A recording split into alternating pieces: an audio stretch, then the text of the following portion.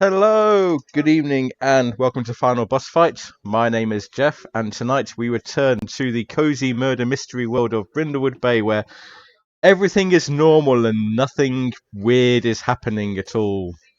Ever. Ignore the cultist behind the curtain. Ignore what's going on behind there. He's for a different game.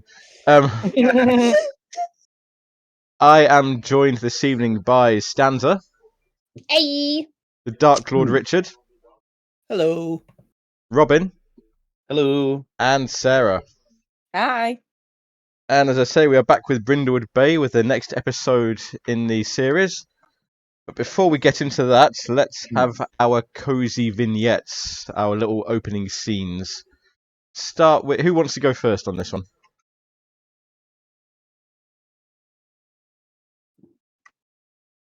I'm happy to go. Okay. I don't know how cozy it is anymore because mine's all. Well, it's always got those mentions of things. Yes. So I'm going to say, Livia is maintaining her collection of Civil War antiques.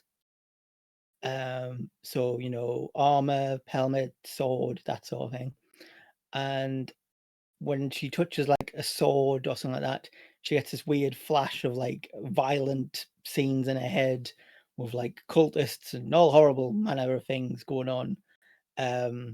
So it sort of makes it less cozy. And you had this thing last time, didn't you? You had this like weird dream of the Deep Reaver, of some weird stuff like that. Yes, it's not going well for Livia. I'm sure everything is fine. Something about an obelisk? Yep. Yeah. I'm sure that won't have anything that won't come up at all ever in any capacity whatsoever. It's like, I can't remember if we've seen an obelisk before. I'd have to literally search my notes. The Sarah, what's Rose been up to? So Rose also has has also taken one of the crowns of the void. So Rose is just having a day. She's doing some housework, she's doing some sorting, and she's folding some washing up. And when you look at it, it looks like one of those black cloaks. So one of the bits of clothing that she's folding like a sheet looks like one of the robes that the cultist has, but it's just for a second and you sort of see a blink and it just goes back to normal again. But there's something a bit odd going on. I like it. Robin? Birdie will have been spending a lot of time in the library just researching like local cults and the like, and folk tales. Focused on it, or like getting distracted by the odd recipe here and there? Oh, getting distracted by the recipes all the time. You know, she's wandered from the occult section to the cooking.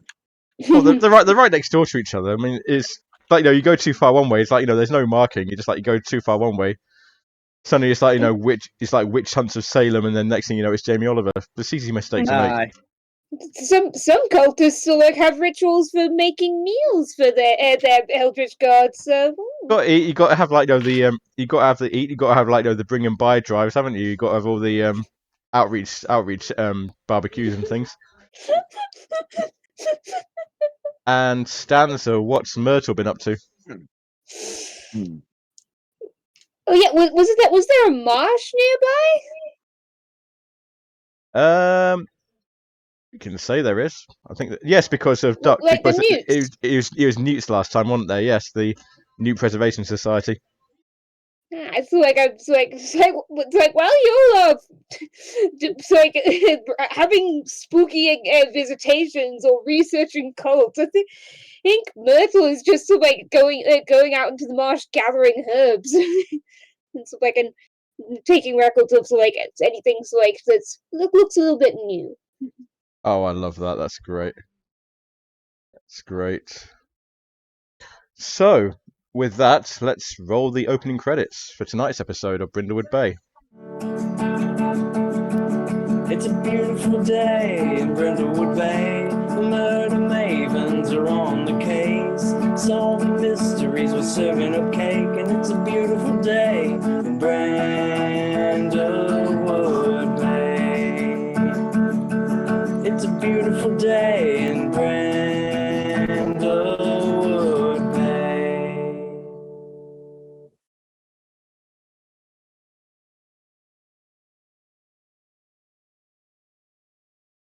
And Was there so, not tentacles there before? ignore the tentacles. And so, it is a beautiful day in Brindlewood Bay, and as tonight's episode opens, you are finishing up another of your murder mystery book club meetings at the room above the Brindlewood Bay tea rooms. So, let's see. What have you done to this place? There's a question here to kick off. As the camera pans around the loft where you hold your murder maven meetings, what do we see that shows how this is one of the coziest spots in all of Brindlewood Bay? Lots of cushions. There's lavender and stuff like that hanging up to dry. There's a couple of crochet blankets that Rose has made, but it's really interesting because she bought a new one over tonight, and in the past they've all been sort of like quite bright and colourful, rainbowy type things, and lots of bright granny squares. And this one's like a little bit more serious. It's more somber tones and sort of quite a lot of black and grey, and yeah, it's still cheery and lovely, but not as cheery and lovely as the others. Probably clippings from all the cases we've solved. Oh yeah, I like that. I like that. Yeah. What, going all the way back to the beginning? Going all the way. Do I have a Charlie board? Yes, we have a Charlie board. Is that the conspiracy theory? Yes. Pepe Sylvie. Pepe Sylvia. Pepe Sylvie. Going all the way back to the first case with the yacht, the family on the yacht, Dad overboard. Aye. Brilliant. Well, as you're wrapping up the latest meeting, the door opens and it's Eudora Coffin, the owner of the tea rooms, good friend of yours, who you rent out, basically borrow the room from. And she comes in and she's holding like the local paper, the evening edition of the local paper, and she says, I just saw this story in the paper. I think this might be interesting to you with your little club and your reputation for solving murders that the police are ever vigilant police are unable to solve. Little club. I'm surprised you took issue with that and not vigilant police, if I'm honest. I mean, Livia, dear, there is only 4 of us, unless we're also including Philippe and the dog. It's a little tea room, I suppose. You know. Philippe just stands in the corner and acts like a cupboard. For tax purposes. For tax purposes. Then he goes over and goes to open the cupboard and hands a cup to Philippe. Eudora shows you the article that she's read, and it's Murder at Mucky Point. The lighthouse keeper at Mucky Point, Cyrus Creel, died after falling off a little walkway just outside the lighthouse's lantern room, so a little balcony outside the lantern room.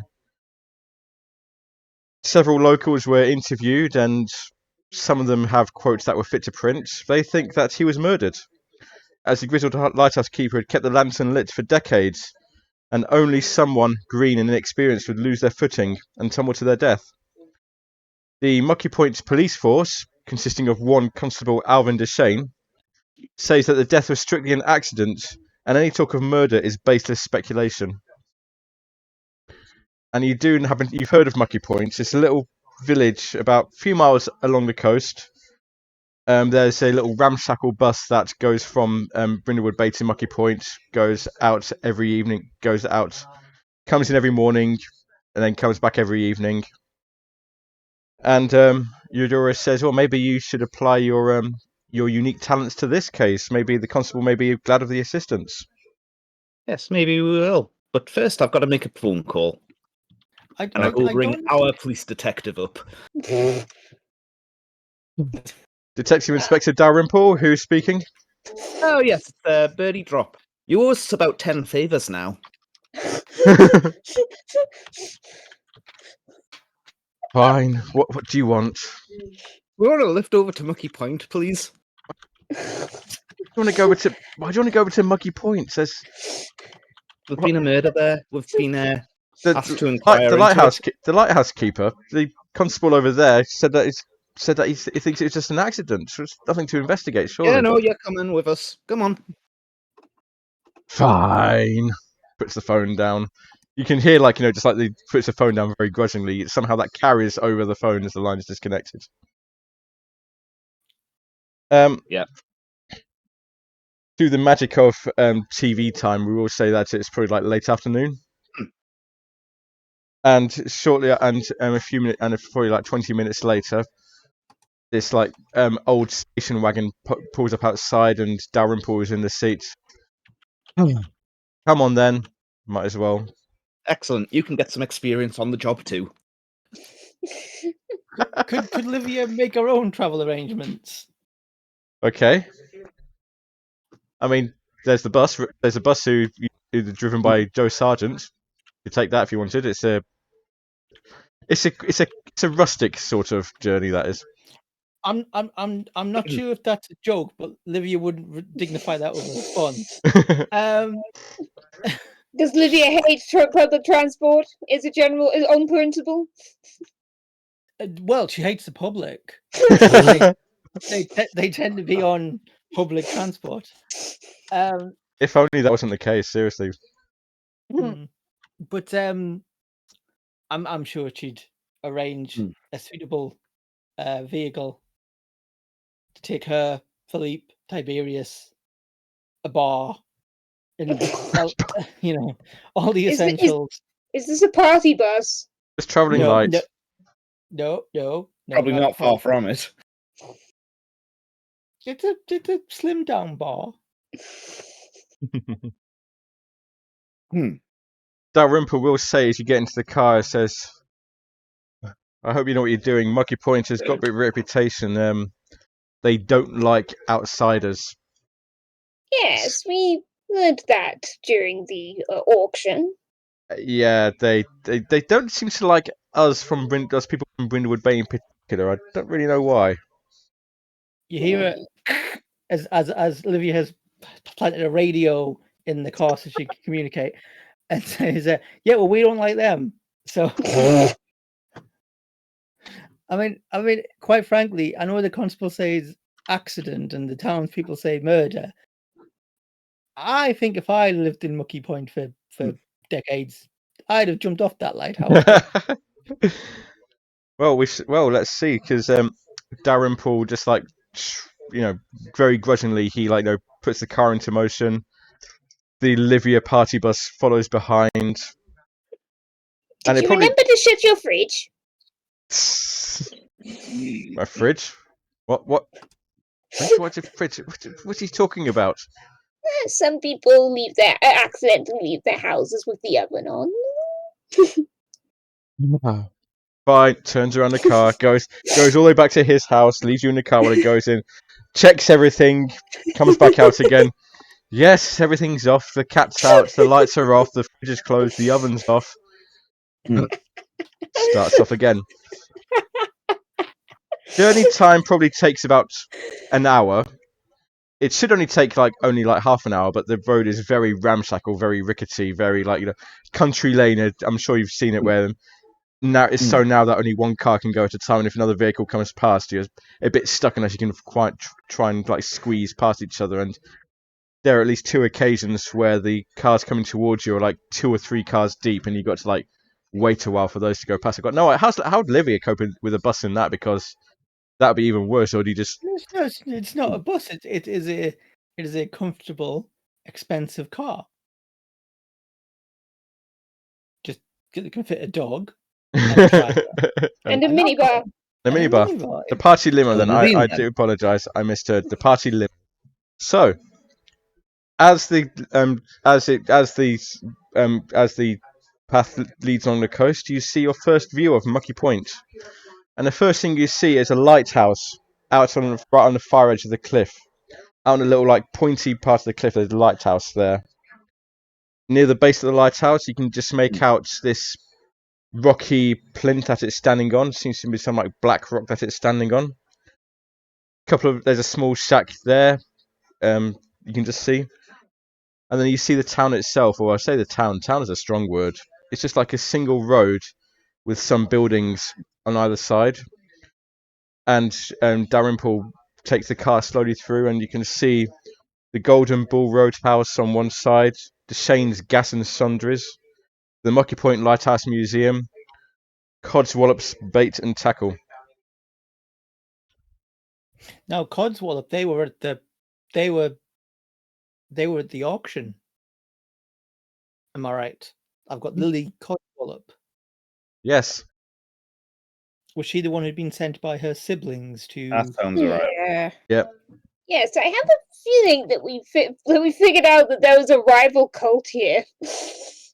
Oh, we As- suspected there was. As you travel down this road, you can see the locals, like, on either side of you. And if you remember, Lily had like a squinty eye. One of her eyes was squinting. The other eye was like, quite wide open to make up for it. And you can see that in all of the people like around the car, like passers by down the street. And it's like they all look at you, and they're all peering at you as they go past.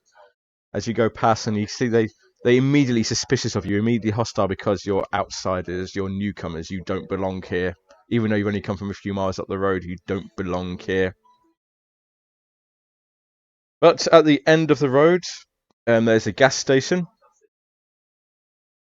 Deshane's Gas and Sundries. Dalrymple pulls up outside Deshane's Gas and Sundries. Gets out the car, opens the door for you to step out. And he says, Constable Deshane lives here with his brother, Marvin. And he, I heard that as Constable to shame when I first heard it. Yeah, Constable Deshane. And he will lead you and Livia, if Livia's party limo arrives as well. That gets like so many stares, like people just like looking over their shoulder at it and kind of like You hear reading a bit Birdie from just it. like, so much for keeping a low profile. And Yep. I was gonna say, yeah, Livia would join. Yeah. As you exit the car and you enter the gas station, you can see like there's a fence post, a couple of fence posts, looking a bit sorry, no actual fence, just like ruined fence posts, and the shredded remains of a Union Jack just like flaps in the breeze. Dalrymple leads you inside the gas and sundries, and you see there's a typical sort of like sort of small store. There's a wall of cigarettes behind the counter. There's a sort of snacks you can normally get at a gas station, gas station. We're American now. Petrol station, corn nibs, meat whips, and Snuckers. Few imported treats like Bumble Cracks and I love these names. Bumble Cracks and Nob Noms. Refrigerator case with drink plus branded labeling on it. It's a soft drink plus so much more. The whole thing just like feels like it's a building that's like falling apart, but there's like a desperate attempt to try and keep it going, desperate attempt to try and keep the shop going, keep the commerce going. What in this building leads you to believe that this is probably the oldest family in Mucky Point? The Deshanes are the oldest family in Mucky Point. What leads you to believe that?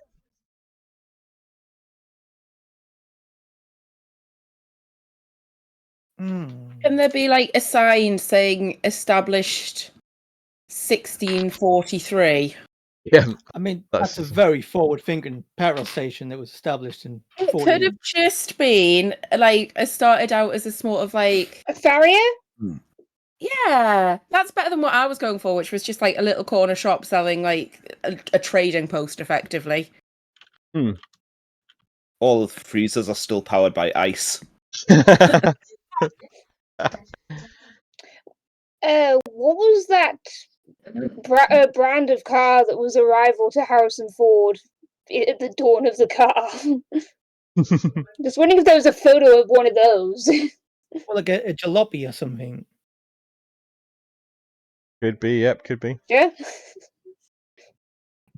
Behind the counter stands this haggard, flint-eyed man. Well, flint-eyed. He's got like he's got like more pronounced squints than the others, and he just like peers at. This looks creepy on the screen. Peers at you.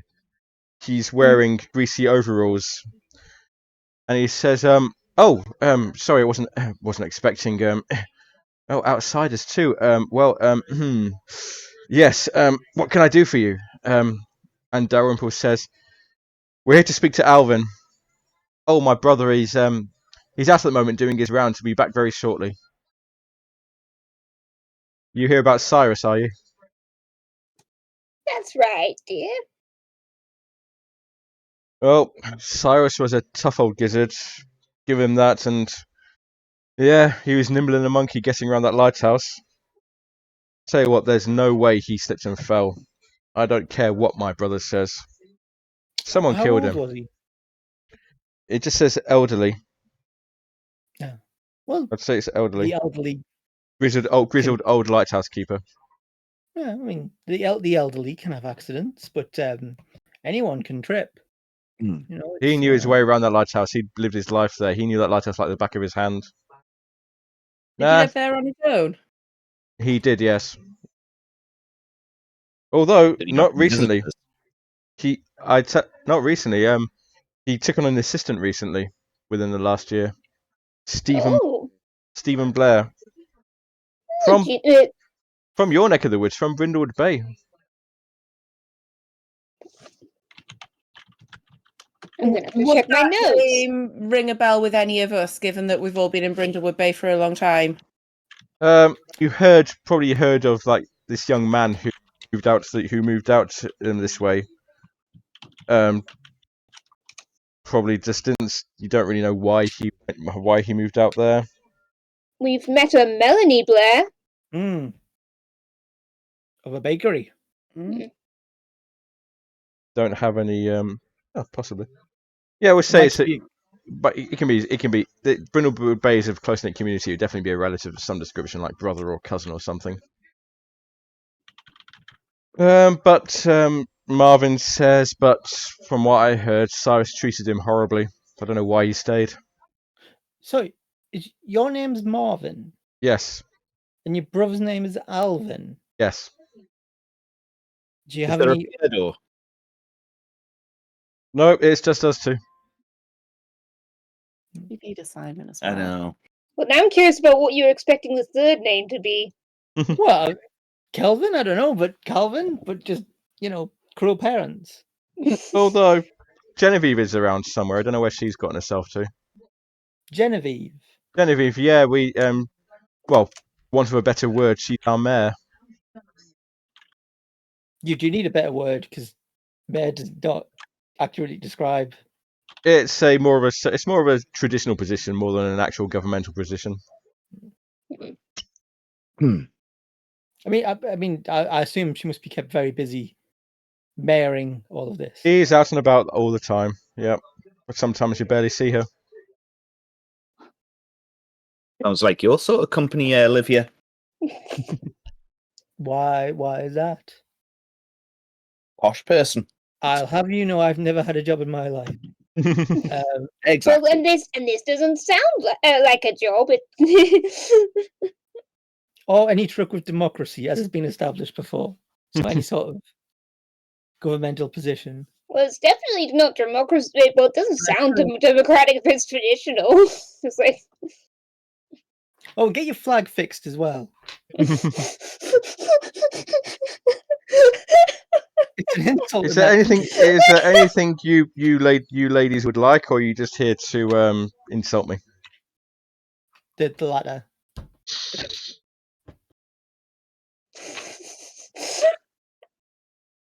What was the thing? Was it a bob knob?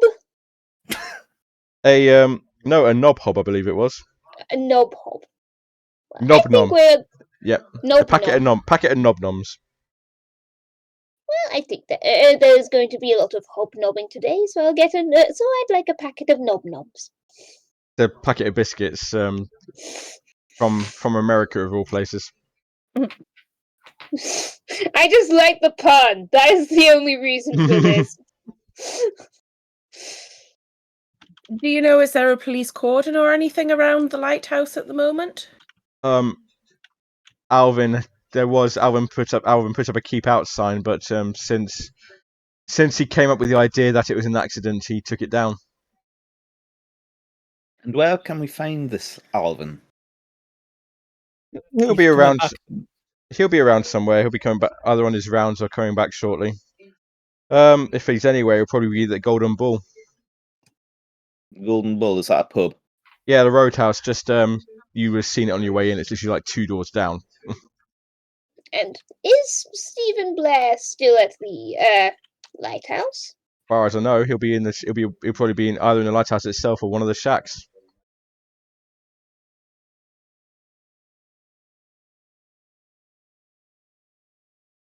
And how come you aren't asking these questions, Dalrymple? I'm I'm here in my official capacity as NPC. He's shadowing. He's shadowing. I didn't even want to come here. You the ones who dragged me out here. I mean, in fairness, he can't manage his own caseload. He can't be taking on someone else's as well. Well, I think this is a good opportunity for you to learn on the job, I'd get some experience, learn how it's done from the experts. just be happy to go to the Roadhouse next door and get a drink.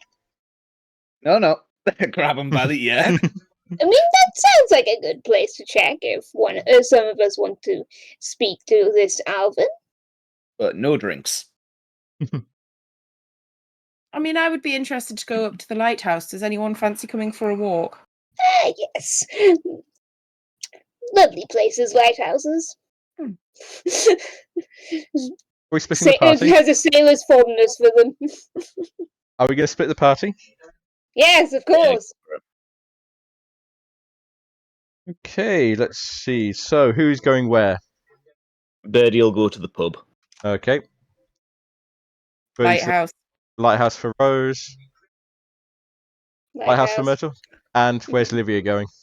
Could I go to the Cods Wallop people? Yes, you can. Oh, the bait and tackle. Bait and tackle shop. Yes, you can. And potentially front for cult activity. And I'm definitely taking Tiberius with us. Okay. This is good. This is all good. So, let's see. We'll start with. These are all good places. Oh, who do I start with? I'm going to start with Olivia, actually. Ooh. So the Codswallop Bait and Tackle shop is literally just across the road from the Deshane Petrol and Sundries. And as you get close, there's like distinct smell of fish, blood, bile. As you enter the place, like the door creaks open. It's very poorly lit. The whole place stinks, and every step you feel like something get oily inside the place. But you are able to see something from the other side here, from the void here. What do you see? Ooh. Oh, what do I get to? You get to say something. Yes. Okay, I see, like a bunch of weird black oily figures that are sort of crawling over the walls and the ceiling. It's like aliens, in that scene when the Marines first find the aliens and they're all just in the walls and everything. Yeah, so that's what I see. And you enter, and this is like very unsettling what you just described. But you enter, and the far end again behind a counter, there's a you hear a high-pitched, whistly voice. Can I help you? And you look over, and it's like this man who's like almost stooping, and you can see one eye is almost screwed shut, and the other one is open. Actually, it doesn't say "Can I help you?" It says, "Listen, unless you plan on buying some bait, I don't have anything to say to you. Either buy or get out." I can see these are the customer service skills that have brought such renown and custom to your establishment. Well, it is my establishment. I do get by, and I don't have to serve the likes of you from up the coast. Well, I don't like you either. and I don't want to be here either. So the sooner we can talk, the sooner I shall leave. What are you And here she for? put- Sorry, Karen. Oh, she's going to put like some pound coins just on the counter. Not actually going to buy anything, but just like, I suppose, like buying time. Like, she'd say she's a customer. Well, what do you want to know? We met. I think it was yours. I'm assuming are you one of the Cod's Wallops? Yeah, that's me, George Codswallop. I believe we met your sister Lily. Oh yeah, she went up to Brindlewood, but she went up to your place for that auction, didn't she? Yes. Came back empty-handed. I was unfortunate. She came back empty-handed. Said something about a murder, something about the moth being stolen. Yes. Murder, theft, all manner of crimes going on there. Have they found the moth yet? I don't know. I don't keep up with local events. Anyway, I'm going to be very direct, Mr. Codswallop. Are you familiar with any cults in the area? Either Mucky Point or Brindlewood Bay, or indeed Cults in the area. What, here? Oh. Even if I did, why would I don't know why I would tell you. 'Cause maybe I know about some cults in the area. This about that lighthouse keeper, Cyrus? Yes. Well, I don't know if you don't think you best look a bit closer to home than the cults, if there are whatever cults there are. Roll me a meddling move with. I never remember presence. Or is it reason? Reason, I think it is. I keep getting these mixed up. One moment. I'll take it, whichever. 6. Yeah, he's not saying very much. He might know something, but he's not really saying very much. Is Lily about? She seemed a very nice young woman. She's gone away for a few days up further inland. Ah, see. Do you know anything about unusual sea creatures, ghosts, ships, weird ships, that sort of thing? Well, my brother Thomas did say he saw something the other day, some sort of weird thing, two-legged thing caught in a crab pot. And where is Thomas? He's probably out somewhere, probably getting drunk at the roadhouse. Or either that, or he's out watching the sea. He does that a lot as well. So, did he give a description of this creature? He was drunk out of his mind. It's probably nothing. Could I just sort of like have a look around this business and just try and establish, is this actually like a functioning business, or is it clearly like a front for something? Meddling move with presence, please, as you're investigating. Ooh, that's good. That's a 10. That's better. From what you see, if it is a functioning business, it's barely functioning. The whole place is just a mess. There's a smell. But there's also like some sort of fish oil. You get the sense that there's like a lot of fish oil on one particular, like on a nearby shelf. Don't quite know what that's doing there. I shall head to this shelf.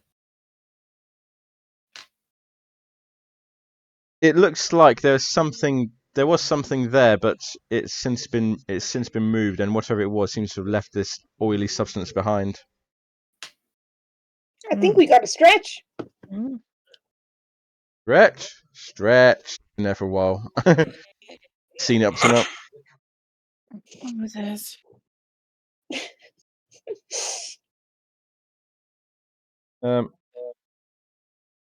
Is there anything else? I've got a always business worth to run, you know.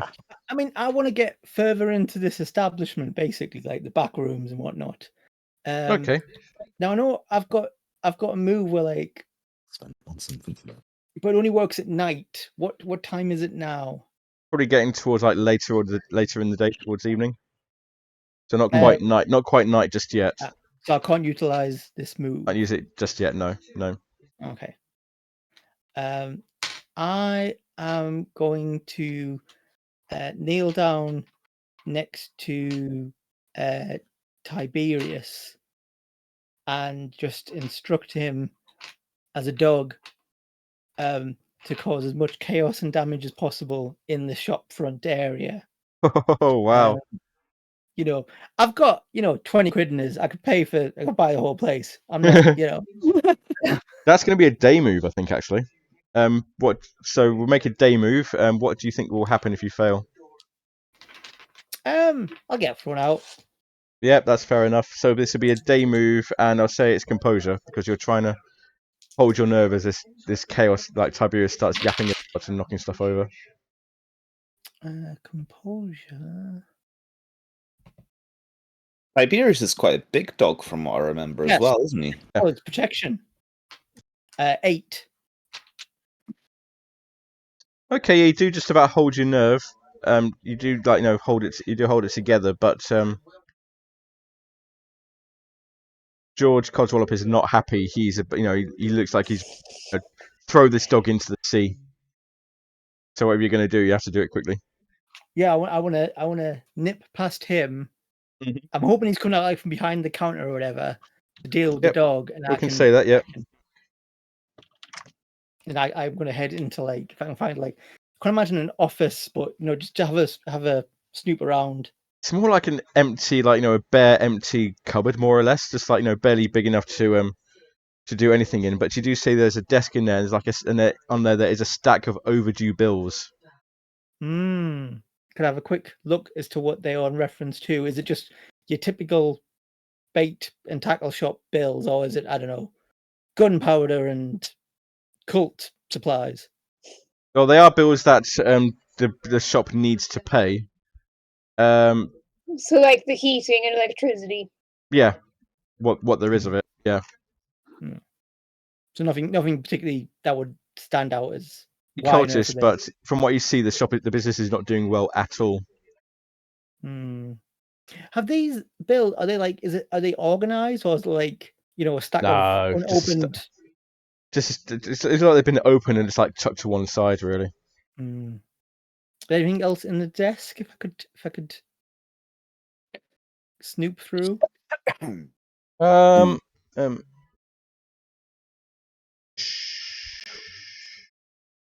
Nothing much at the moment. Nothing much at the moment you can see. Any sort of trapdoor or no trapdoors here. No. I mean, if nothing else, I'm gonna frame these people. But that'd be interesting to see. I will come back through and sort of get Tiberius under control, not apologize at all, put some money down, and then just walk out. Okay. Next we'll go with Birdie at the this is the Golden Bull Roadhouse. And you enter it and smell of beer, cheap fried food. There's a fan spinning lazily overhead. And there's some weird things on some of the shelves. This place was originally a lodge for a group of spiritualists in the 1920s, and they left some stuff behind. What sort of stuff do you think they would leave behind? Oh, I have Newt. Oh, frog's legs. Weird unknown herbs. You do see, as your eyes adjust to the dimness, you do see there's there's a woman behind the bar, red hair, messy apron. There's another one, sleeves rolled up. Another woman, sleeves rolled up, going from table to table. You do see someone in a police uniform sitting at one of the tables with a rather large drink in front of them. That's illegal. I know I'm not there, but it is. Can't drink in uniform. And you see another. Yeah. There's another drunk there as well. Someone who's drunk, red nosed, plaid shirt. He's well into his drink booze there. Okay. The young woman who's busy running around with her sleeves up says, "Oh, sorry, yeah, just grab a table anywhere. I'll be with you in a moment." Okay. You notice And Birdie. she does go on. not have a squinty eye. Okay. Ooh. Just writing that down. Okay. Birdie kind of turns to Dalrymple and just like, that's not how you do your job. And I point at the other policeman. And then go wandering over to him. Okay. And pulls up the chair backwards. And he just Does the right to kind of pose over it. Yep. And he looks up at you, and he looks up at Dalrymple, and he knows Dalrymple, and he's just like instantly, "Oh, sir, yes, just like stand up straight, sir, yes, yes, sir, nothing to report, sir, yes, sir." And Dalrymple is not happy with him. Do you want to take over the interrogation of this one? Yep. So I'm not talking to myself. So you obviously know my assistant, Miss Detective Dalrymple. Yes, we've crossed paths before. I phoned it. I gave him my report that there's nothing wrong. There's nothing toward with the death. Yes, well, I have some questions about that.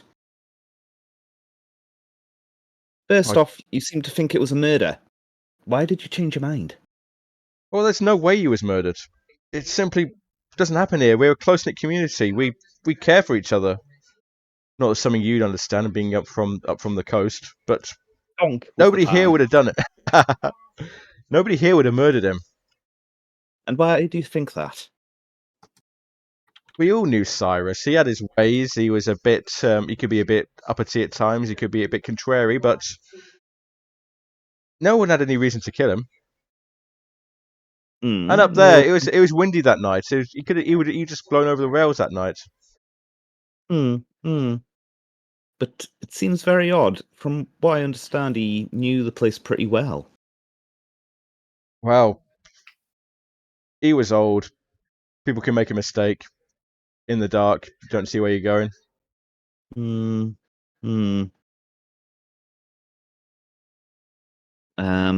But from next to you, Dalrymple says, "Wait a minute, Deshane. Don't I remember you filed some reports that you'd arrest him for drunken disorderly conduct?" Yeah, so? And what was this misconduct that he was getting up to? He Back when? He got drunk and he was starting a fight. Who with? Oh, I can't remember. Probably him over there, pointing to the drunk in the corner. Something about they got into an argument. Something about the lighthouse itself. And do you remember gleaning any of that information about why this fight occurred in the first place? They had an argument. It happened. Cyrus threw a punch. I broke it up. I broke it up. I wrote him up for it. Okay. That happened more than once. It only happened once, or more than once? More than once. Happened more than once. Same person? I think so. Yeah. Yeah. Okay, I may come back to you. Don't go anywhere. And I wander over to the drunk. Why does that sound sinister? Right. And I kind of mutter under my breath. Oh, the police bloody useless. And you arrive. You arrive at the table with the drunk, and he's like almost wavering. I say, "Oh, What do you want? Yeah, give me another drink. That's I want fine, and another I drink. kind of order another drink for him. And he disappears instantly. What do you want? What do you want? I want some information. Be alone. Don't you leave me alone. Oi! And I kind of gently tap him round the head. Oi! What? Sober up a bit. Here's some crisps. What is it? What do you want? What do you want? I've just been talking to your policeman friend over there. He says you've been in a few fisticuffs lately. What with? Oh, with The old- Cyrus, yeah. Yeah, he was saying that those things weren't real. I've seen What some. things weren't real? I'll tell you, I've seen some dark and terrible things here.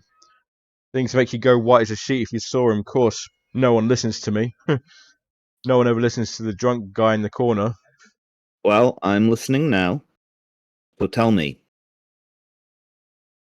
Make me a meddling move with reason, with presence, please. That'd be presence. That is a 12. Very good, very good. I've heard things. I've seen things. I've heard things. They say there's buried treasure been unearthed on the beach. Hmm. Gold, I think they said it was. They found buried treasure on the beach. But they said that there's a pile of dead seagulls nearby as well, with a living seagull standing on top of them, making this horrible noise. Yeah.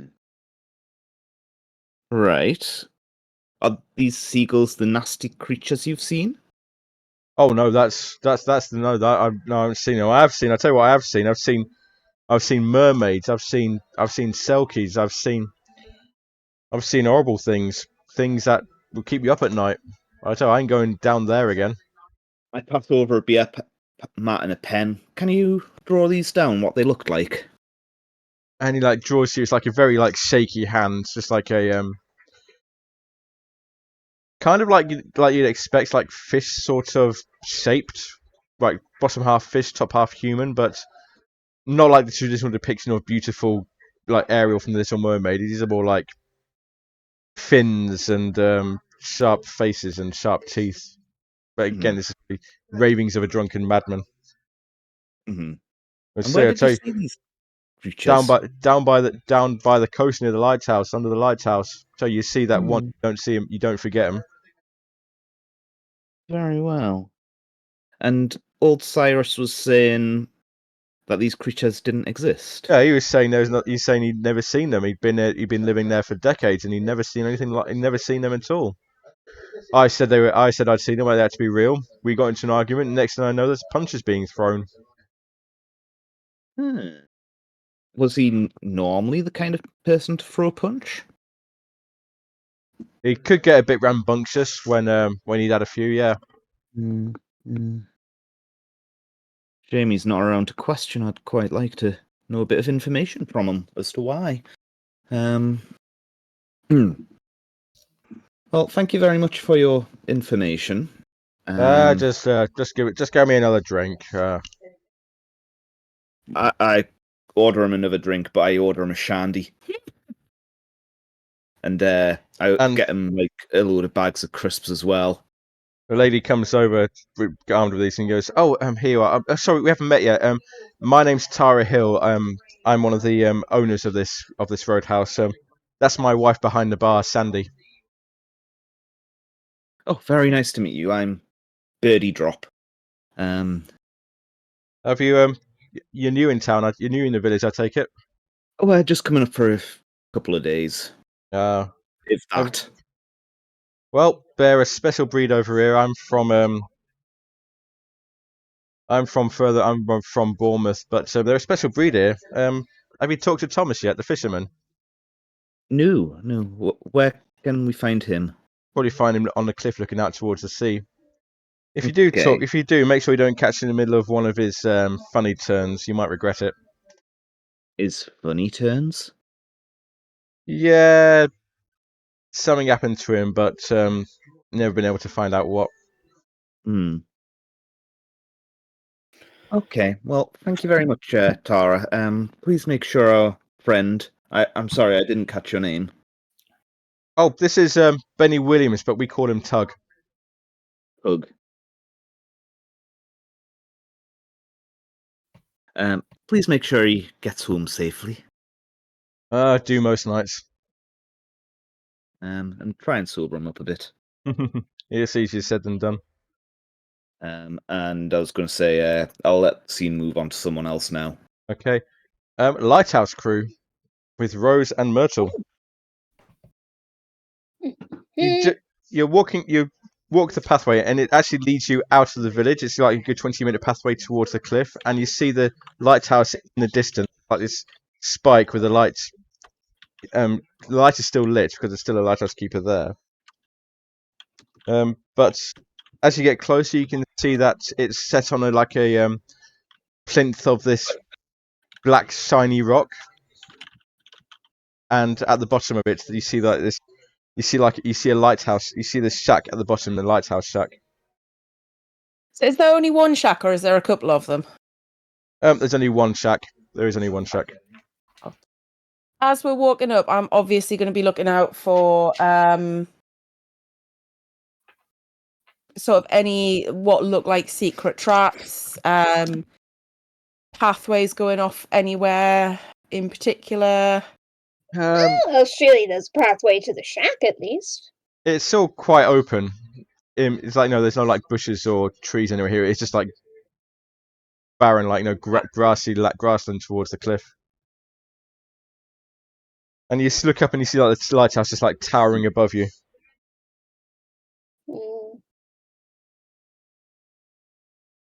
Well, Myrtle, do we try the shack first or the lighthouse? Which is nearer? The lighthouse, the shack is probably at the bottom, but you've got to like climb up some like steps to actually reach the lighthouse itself. Since it's here, let's start with the lighthouse. Okay. You open it and it's a very like small building, probably like wood, mainly with timbers. There's a pair of small but cozy looking beds. There's 2 large sea chests, tall wardrobe, plain dining table. Is this the lighthouse or? This is the shack. Okay. Yeah. I thought you wanted to go to the shack first. Or do you want to go to the lighthouse first? I mean, I said lighthouse, but I'm not that bothered. I figured 6 and 2, 3, so yeah, shack first. So yeah, 2 sea chests. Is there anyone there? Yes, there is. There is a handsome young man with a well-pressed uniform sitting on one of the beds. Oh, that's interesting. There's a paint the scene question here. In 1932, one of the lighthouse keepers savagely murdered the other. What do you see here, even today, that's a reminder of that grim history?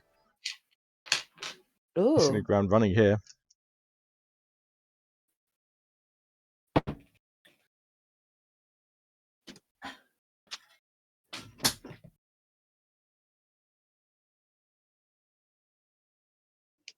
So what would there be that's...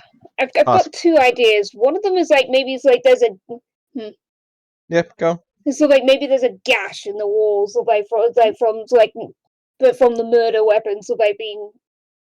I don't know. Maybe I'm just imagining like they were impaled. The victim was impaled against the wall or something. Yeah. As you enter, the young man looks up and he like stands up and straightens himself. He goes, oh, hello. I wasn't expecting visitors. Sorry. My name's Stephen Blair. I'm the assistant lighthouse keeper. I guess I'm the actual lighthouse now. What can I do for you? Young man. My name is Rose Peel. This is my companion Myrtle. To meet you. We've come because we heard that not all has been well with the lighthouse keeper and that he's died, and there's some kind of question as to how he died. Oh, yes, poor Cyrus. Well, I don't know what happened, to tell you the truth. Some people say he was murdered. The police constable is convinced it was an accident. I don't know what it was. I just know that he he knew this lighthouse inside out, he wouldn't have tripped over like that. So were you the one who found him? Yes, I was. Yes, at the bottom, on top of the rock, I found him. What were you just in this shack that evening, or? Well, Cyrus had gone up to the top to trim the lights, and it was his shift. And I stayed down here getting our evening dinner ready. When did you realise he hadn't come back? Presumably, tending to the light is something he's able to do quite quickly and efficiently. Yeah, you can set your clock by it. 5 minutes, and it normally takes him 20 minutes, half an hour at most. But when it was an hour went by, I knew something must have gone wrong. I went out looking for him, and I found him at the bottom of the lighthouse.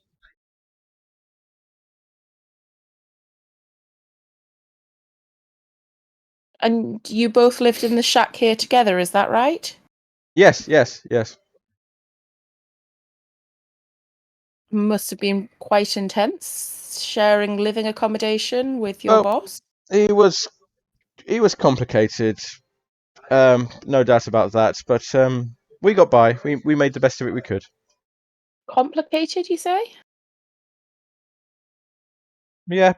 He had his ways. He had the odd funny turn from time to time, but he was a good man at heart.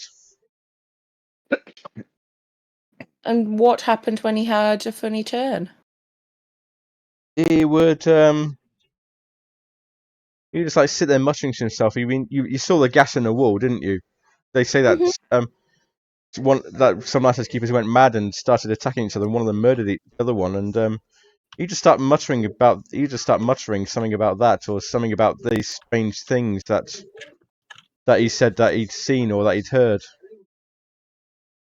But he was a good man. What sort of strange things? Well, it was the other day actually. He said that he was out on the lighthouse trimming the lights, and he saw this circle of rowboats out in the bay.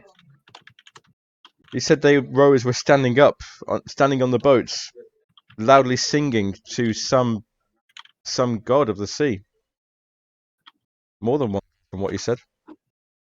And did you see anything like that the other day? I was here in the shack. I've never seen anything like that.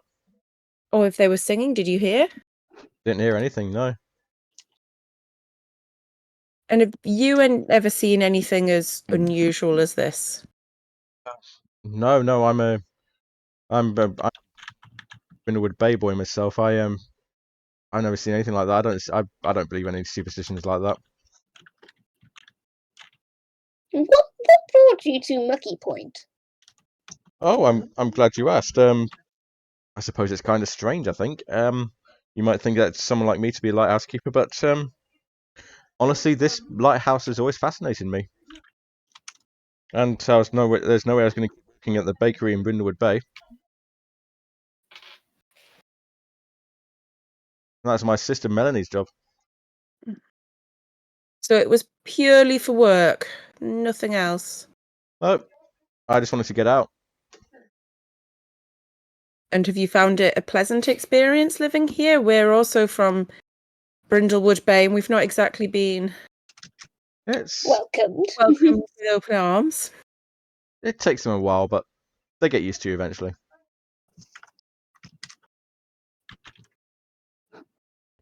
Would we be able to go and have a look at the lighthouse? Oh, please, if you think it would help.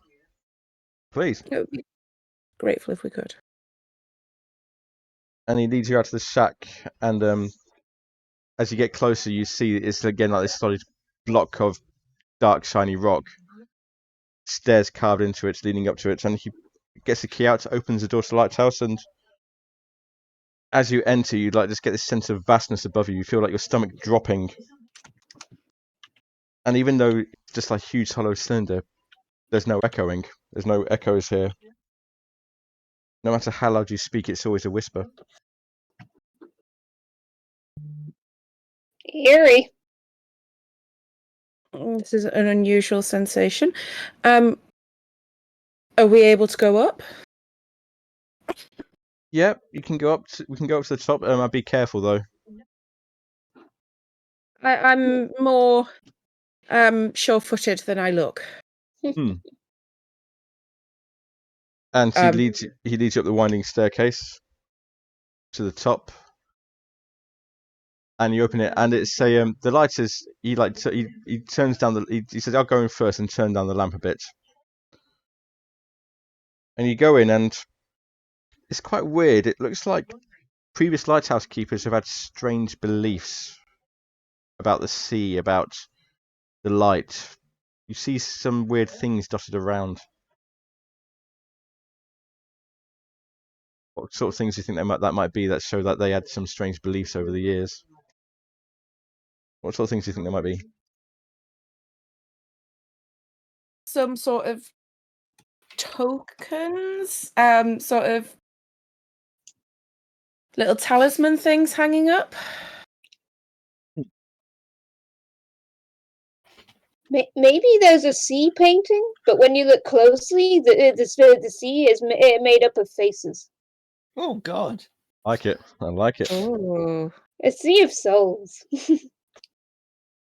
Could you, both of you, make me meddling rolls with reason, please? Meddling with reason. Oh, I will probably also ask what is about to happen. You're about Which to is just- find a piece of evidence which says things might Yay. not be as they seem. Nice. Okay, meddling with reason. 10.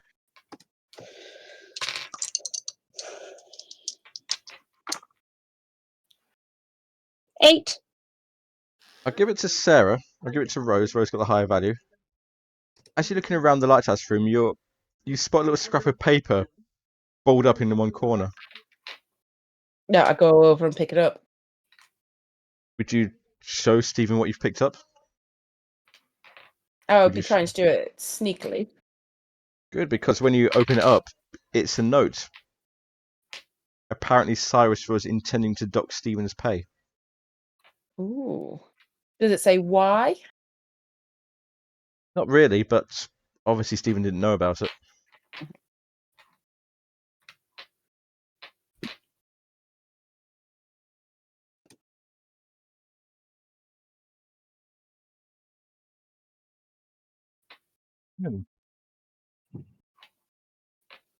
Anything else you'd like to do up here? There's a door out to the balcony. To the balcony? rails? Yes, there is. Yes. Stephen says, "Oh, please be careful. Cyrus knew this place like the back of his hand, and I know it quite well. But I'll have to go out with you." And he takes you out, and it is a huge distance to fall. Almost get like a sense of vertigo. You're almost like swaying a bit because it's very uncomfortable. But Stephen's there to hold you steady. And he says it was there, I think. And you see like this. This looks like no different than the rest of the balcony, but Stephen says that's where Cyrus fell from. How can you tell? Because that's where I found him, down there.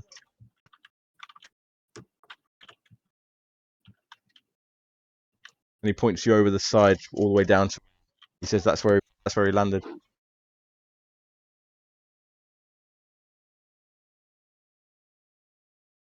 Rose hasn't gone out on the balcony. Is there sort of like a desk with a logbook or anything on there that I could have a look at?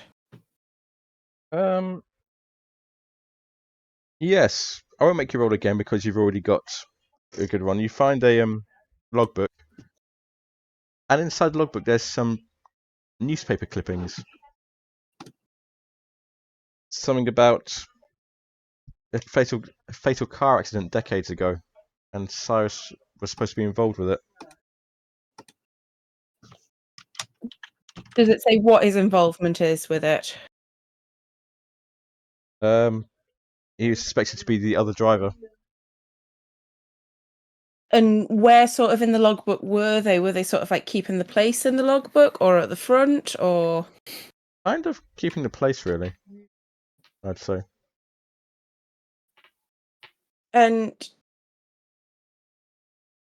Blair had mentioned that there was Cyrus had found like some people looked like they were in a circle around chanting on the sea. Has he written anything about that at all? Yes, he's probably written something, but it looks like it's the ravings of someone not in their right mind.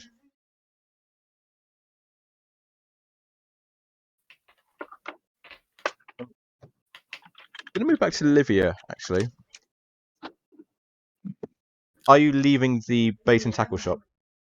Yes. As you step Angrily. outside, Tiberius next to you starts growling, and in the road, a few feet away from you, is a golden retriever looking at you. Can I approach this goal? So I'm assuming it doesn't have an owner with it. It's got a collar on. I'm going to go over and have a look at the collar. Written on the collar, Genevieve. And Genevieve was The mare. the mare. Yes. Oh yes. Let's find the mare. I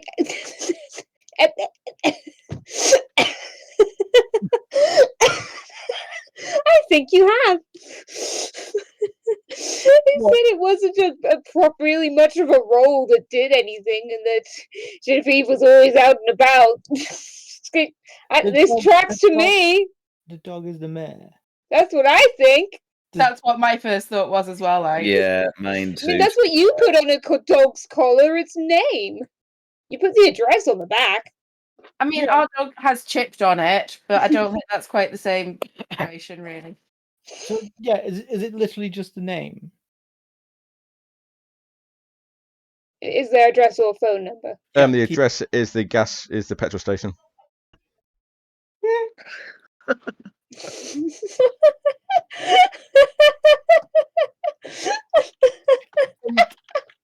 When Tiberius growled at the dog, was this the sort of thing of like he's seen another dog, or was it this is a dangerous creature?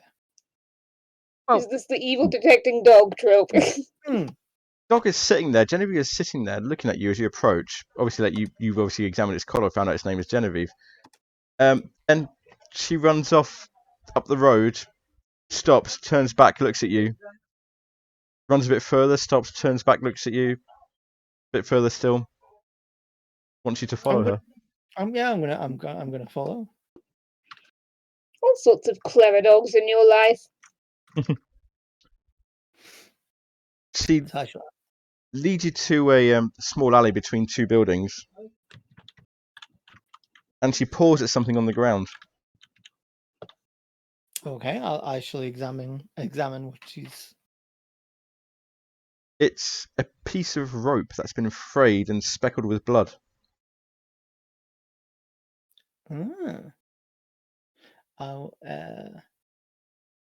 So whereabouts? As you know, I said I'm in an alley, but like where am I? Like, if you want to be specific, I would say you're between the Mucky Point Museum and the Mucky Point Museum and the bait and tackle shop. I would say. Does the rope look old? And when I say old, I mean old as in like from a museum.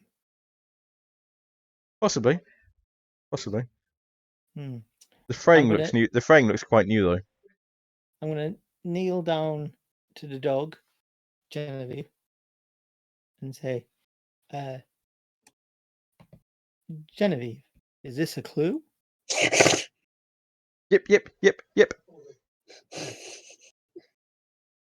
Oh. Is it from the museum? Yep.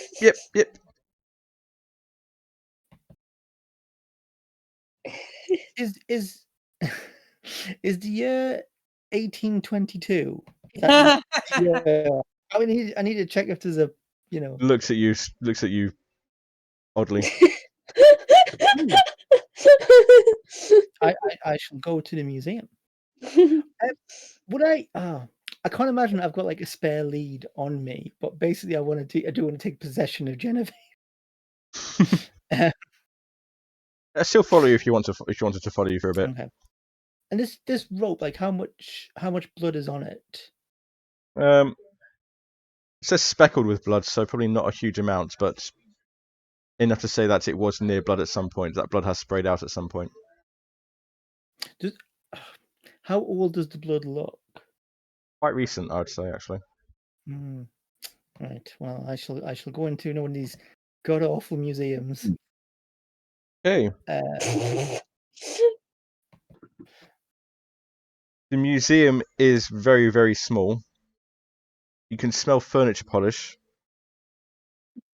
You see the wood on the floor, making up the floor, and your experiences with the similar things in the past have told you this wood has been reclaimed from shipwrecks.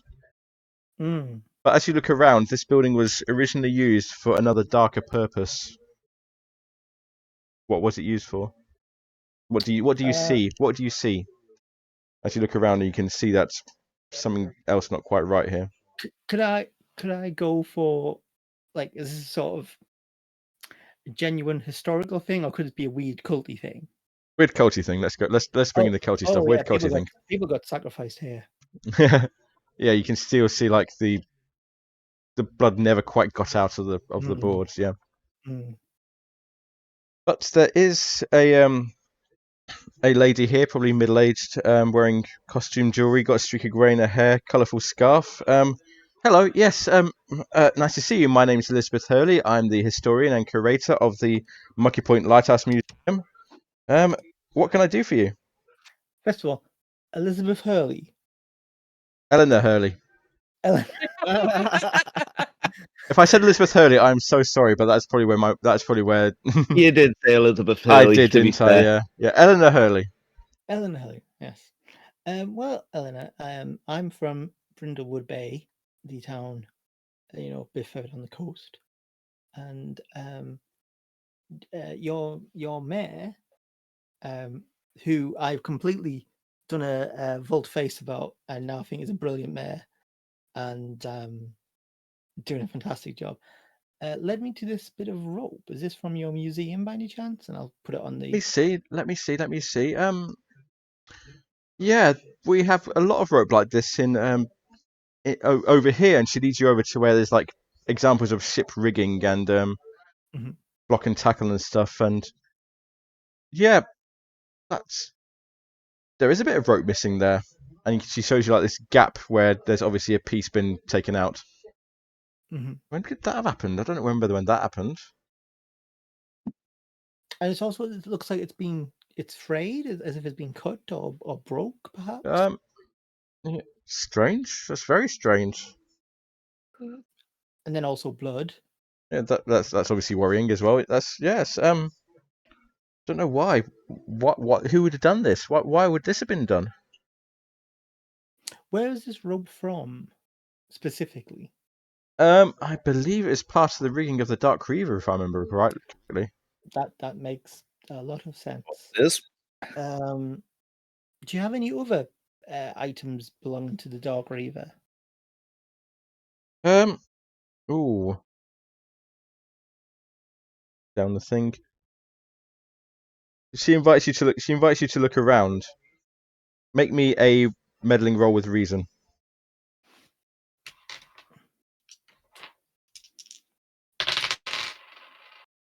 Ooh, that is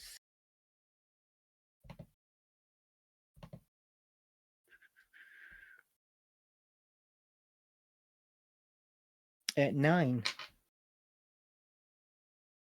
Okay, so you do get a clue for that one. So you're looking around and do you find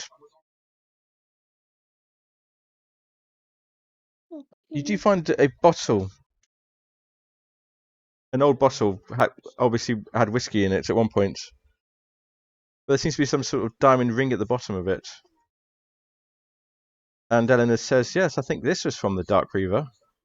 Don't know why he would want to hide something like this in there, but it's one of our prized possessions. I imagine it would be, yes. Would I be able to have a closer look at that? And she takes it out for you, and you're looking inside. There's a name engraved inside it. Is this What? the ring? The or ring, wallet? yes, the ring. The ring has a name engraved inside the thing. Hodswallop? And this, I'm again presuming this looks like a very old ring. I'd say so. Yeah. Hmm. Do you know anything about this? It says Codswallop. I'm assuming like the ridiculous family. Actually, now you come to mention it, I think this came from the lighthouse. I think there's lots of things about the lighthouse that people don't even know about. The base of the lighthouse, that's 300 years older than the building. Isn't it solid black rock? It's some sort of strange black stone that I've never seen before. I've been trying to get geologists to come look at it for years, but they haven't come. But yeah, this ring was found near there. How do you know it's from the Dark Reaver? Something about the way it's been carved, the way it's been styled, looks like other things from the Dark Reaver. But this was found the other night, the night that Cyrus fell to his death.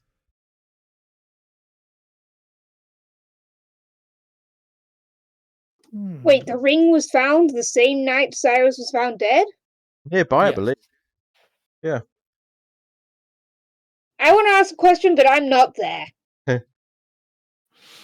I mean that seems it's odd that this could have just been lying out, near the lighthouse and no one found it. No. Unless someone dropped it. Perhaps it was in Cyrus's possession.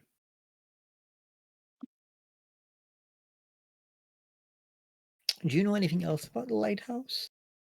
Only there's some tales of some weird things going up there, weird occult stuff going on up there.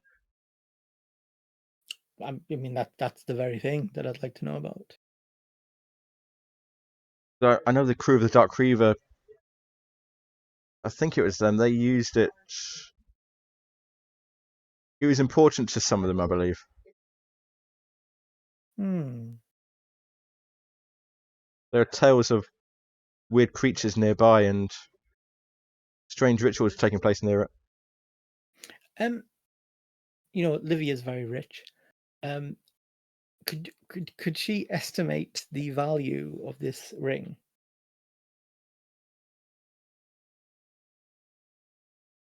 It looks more sentimental than valuable, I would say. Even though it's a diamond ring, you get the impression that it's probably not that expensive. It's probably more sentimental reasons.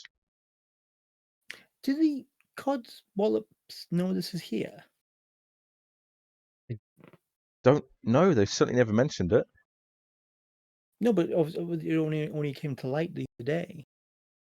I wondered if in the whoever it is here, if it's yourself or other staff who the curator or such. No, they haven't come here. George just stays in his shop all day, and Thomas, he hasn't been in here. He's just been. They say he just looks out at the sea all the time. Could I borrow this item? Make me a I want to say day move with presence. I will Unless also rope Genevieve the mayor into this and to use their mayoral authority and say, of course, Genevieve here is supportive of my application to take possession of this. Two things. It's a day move, so what are you afraid will happen if you fail, first of all? I think she'll accuse me of being some kind of thief. Okay. And because you got Genevieve with you, I'll say you get advantage, so you roll 3d6 and take the two highest. Brilliant.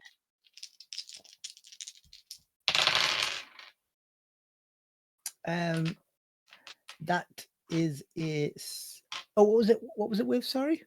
3 advantage, so it's 3d6 and choose the two highest. But the ability. Oh, it's a day move. Okay.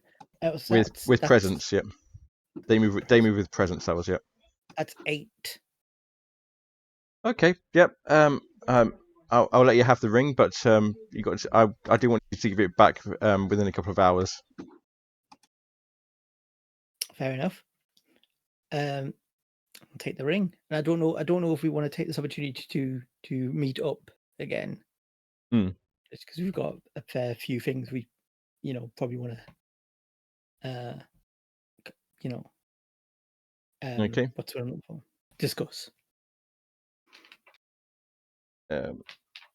Yeah.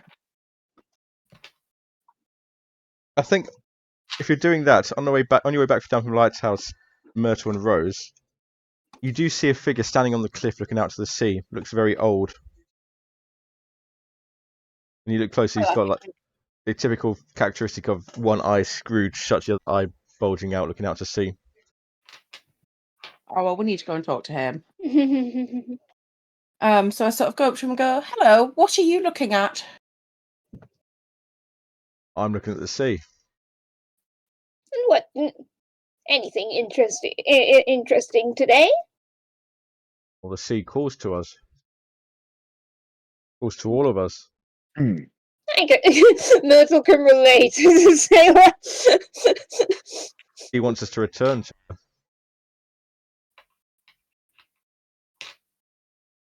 He wants us to return to the icy womb we all called from. Well, I'm not ready for that yet. It seems sumptuous. So you just sit and watch it. Well, that's why it keeps me close to her. Right. Have you seen anything interesting recently in your watching? Out of the ordinary. Cool. Make me. That'd be a meddling move with reason, please. Berto can make it as well if you want. Remember about Golden Crown Mysteries? I'm just wondering when's a good Ooh. opportunity for it. Yeah, so I rolled a 7 on that, so maybe now. Oh, it reminds me of a case where if and Delacourt and it feels so like it's like this peculiar so like just like she was at visiting a fishing town and this strange fisherman arrived from afar and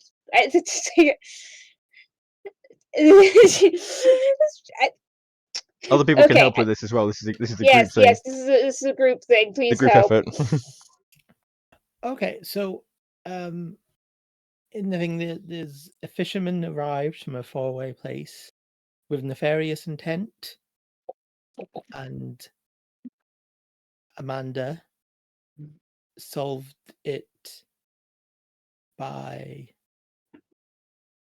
hiding in his boat and finding evidence of his evilness. And what was this book called? What was this novel called? Oh, The Fisherman Always Knocks Twice. Great. Okay. Did you take the Nancy Drew in the end, or did you not take the Nancy Drew? I did know. I took the cozy one. Okay, so Cozy move one. it's the choice of either take a 12 or something. Some part of that becomes part of the story. Which one do you want? I think it's take 12, isn't it? It is take 12. It's been a while. Yeah, take a 12 or something about what you just said becomes part of the story. What would you like to do?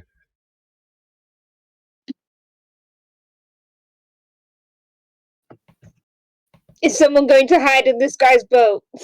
Yeah, I was going to say it would be quite cool to go and hide, go and look for some evidence in a boat. Okay, I'll take that. Otherwise. I'll take that. Just for convenience sake, I'll say his boat is nearby. And you find a trunk on the boat. And inside the trunk, you find a skeleton. Ah! Oh. Like, Well, you don't really. Well, you have trunks rather than cupboards in a boat, don't you? And just for a moment, because you took a 12, just for a moment, you hear some ill dissonant song coming over the waves. have you heard that before, Myrtle? You say this I seasons mean, I to said you. it cool. Different Keeper? type of call.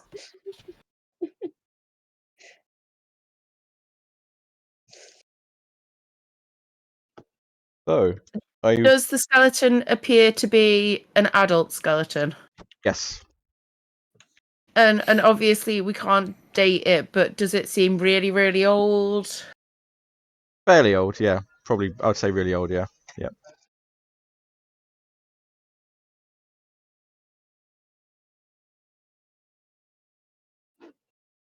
I know I'm not there, but I'm gonna say, is it clearly damaged in any way? Mm. Well, it's dead. Is there like a bullet wound or a stab wound or anything? Not that you can see. No.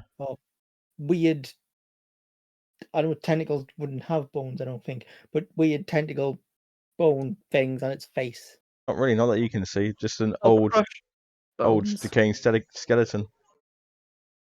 The closest thing I can imagine to tentacle bones would be the beak that octopuses and Mm. stuff have. Not really. You're looking that up now. I am, yes. Is there anything else? Not that it's going to be weirder than a skeleton. Muscle. Muscle, cool. Oh, But it's like a skeleton, but it's muscles instead of bones. Yeah, that would be weird. I will say this. Carved into the skull, there's an occult sigil. hey, Woo, nice. What's the symbol? Probably an elder sign, I think. Star with an eye in the middle. Of course. But yeah, it just makes your skin crawl when you look at it. Yeah. Count that as that. Cool. And it looks like just to finish off, just to clean up, it looks like the trunk has been recently opened or regularly opened. Open and Is the closed. trunk an old trunk as well? Like, Oh, does it... it's an old trunk, but it looks like it's been quite recently used. Okay. And does it look like it's been in place for a long time as well? It's bolted to the back of the boat, of this little rowing boat.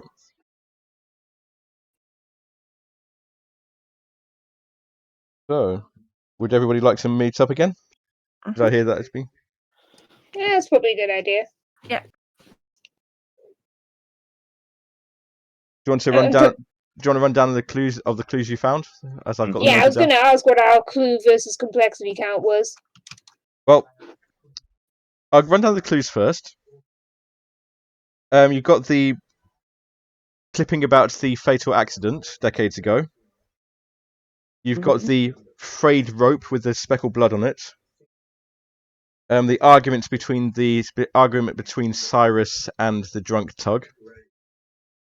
You've got the notes that Cyrus intended to dock Stephen's pay. You were told about the buried treasure that was found. Olivia found the oily substance inside the bait shop.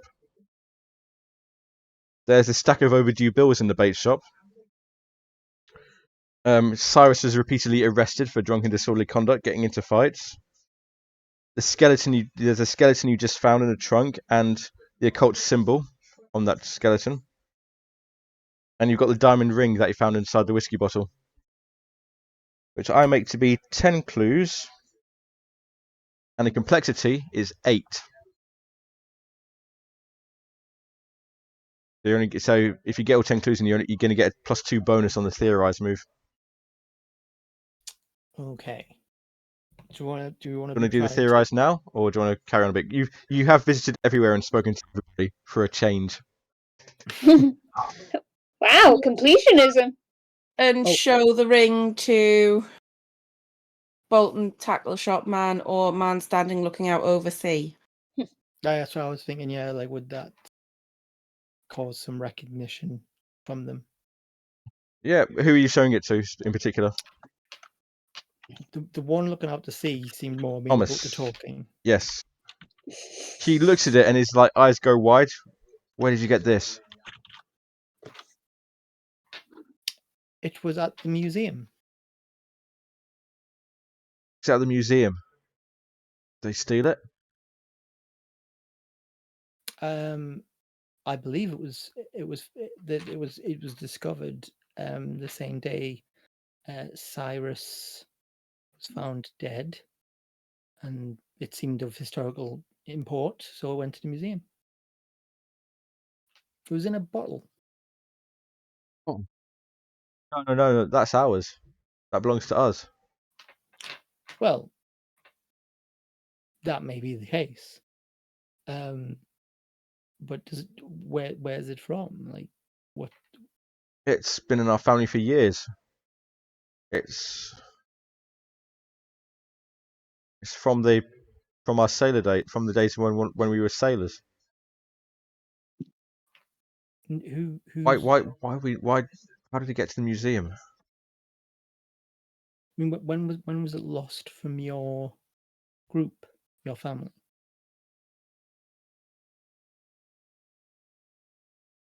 It was a while ago. I always suspected Cyrus had it. Why would Cyrus have it? Well, no real secret. He hated us. Why did he hate you? Don't know, something. I'm sure it's something about that accident that he was involved in. Were you involved in it as well? Not me. No, it wasn't me. No, it Your brother? was my father. Did he die in the accident? He did. Yeah. This was his wife's ring. He always kept it with him after she passed. So did that when it went missing when your father died? Yeah. We always suspected Cyrus had it, but we could never prove it, and Mm. he always denied it. And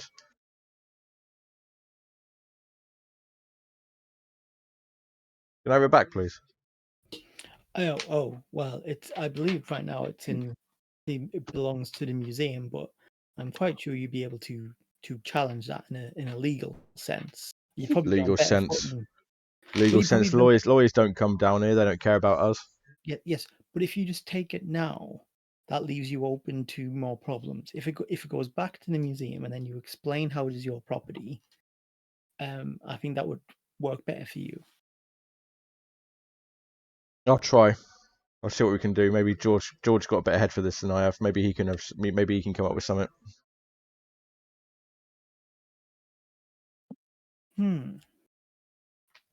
Well, thank you for that, and sorry for bringing it up. I'm going to add a clue to that. That's hatred. That's confession. That's hatred. Cyrus hated the Codswallops. That's 11 clues and a complexity of 8. It sounds like we should do some theorizing. I'll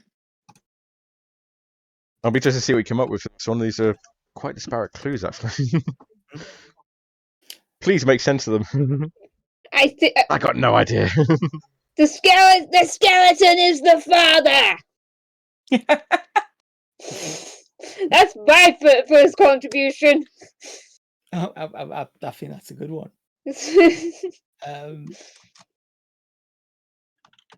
Right. So Cyrus was in a car accident, Which killed Coswallop Senior. Yeah. At which point he took or stole or whatever, came into possession of the ring. Naturally, there's a lot of enmity now between Cyrus and the Codswallops.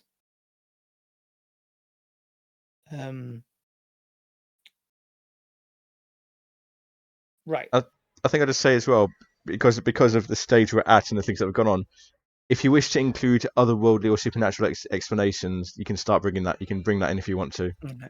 I'll accept that as valid. I mean, just were the Codswallops, were their ancestors on like the Dark Reaver? You believe so? That's what Enel told you. It's likely. I imagine they were involved in the Bay ritual thing that Cyrus witnessed. Yeah, and that could have been George was saying that the sea calls to him or sings to him. Hmm. Could that have been telling them to go and murder Cyrus? The mermaids. The mermaids ordered for the murder. I mean, I was just going culty fun. We've got rumors of monsters too. Could the ring have some significance, like in the cult? Some supernatural thing, or I mean, like it is tied to the Dark Reaver. It is supposed to be tied to the Dark Reaver. Well, I think, And like, it seems like Cyrus had some like odd behavior Mm-hmm. in his life, like getting violent and whatnot. Hmm. Could it be that like the ring was making him a little Ooh, I like that. crazy, or like having some weird influence on him? Hearing voices or hearing songs. I mean, like there's things about the people going mad in the lighthouse, and maybe the ring exacerbated that. And it sounds daft, right? But we don't know what this rock is made of. Yes, weird. Could it have been like that's what drove people mad? That it's made of like this black oily substance that has solidified. Oh, is that why there was oil on the shelf in the bait and tackle? Because there's been mention of that, and that was what the Dark Reaver was collecting originally. Oh, it was collecting this rock? Do we know that? No, like the it was collecting the oil, oil wasn't it? stuff. Oh, oil like from whales and stuff. Yeah, but it could be that somehow it's not actually from Wales, it's from some sort of natural source, and it's impregnated this rock, and that's what sends them Loopy. crazy.